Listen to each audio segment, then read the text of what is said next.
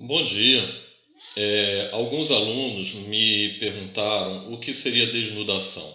Esse é um termo que traz uma certa confusão, porque, por exemplo, se você pegar alguns dicionários geomorfológicos, eles vão afirmar que desnudação é o arrasamento das formas do relevo. E não há dúvida que é isso. Mas a denudação também pode ser compreendida, e eu trabalho mais com esta segunda interpretação, como o processo de perda de massa de um sistema geomorfológico. E o que seria um sistema geomorfológico? Um continente, um bloco tectônico, uma bacia hidrográfica, uma vertente, enfim, um sistema que nós pré-definimos e a perda de massa desse sistema.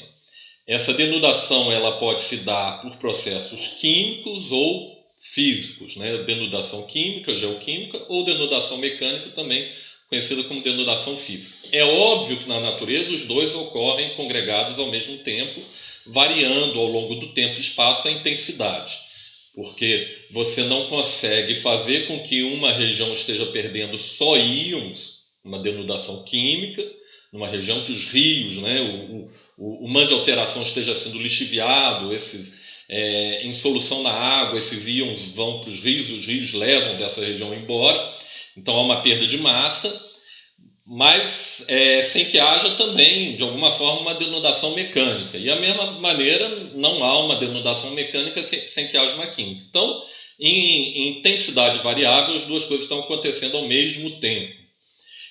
A ideia de denudação, quando a gente fala em sistemas geomorfológicos, nós podemos entender, por exemplo, então, uma bacia hidrográfica. Uma bacia hidrográfica, vamos dizer, a bacia hidrográfica do Rio Amazonas. O Rio Negro é um afluente da bacia hidrográfica do Rio Amazonas. Então, vamos imaginar que um sedimento saia de Roraima pelo Rio Branco, caia no Rio Negro, caia no Rio Amazonas, mas não chegue ao mar.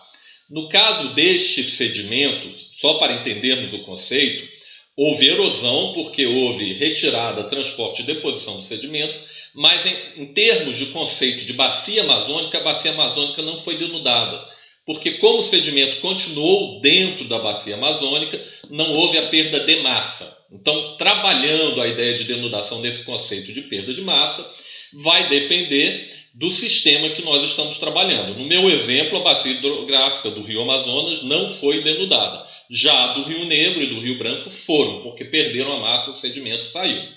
Em modo geral, do globo, os continentes, 70% da massa que chega de matéria dos continentes, que é depositada nos oceanos por ano, 70% é mecânica e 30% é química. Só que, obviamente, isso vai dar condição, essa quantidade, ela não é fixa, ela varia de região para região.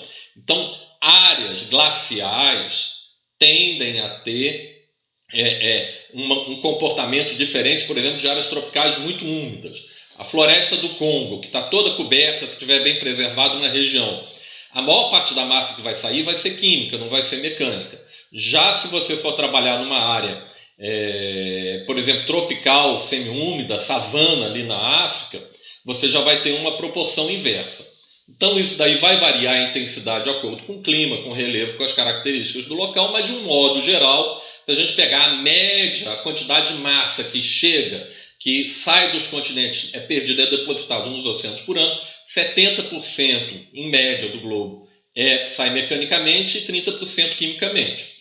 Agora, isso seria a denudação, mas nós temos que entender que a denudação, para haver denudação, para esse sedimento ser movimentado, você tem que ter um intemperismo químico e físico.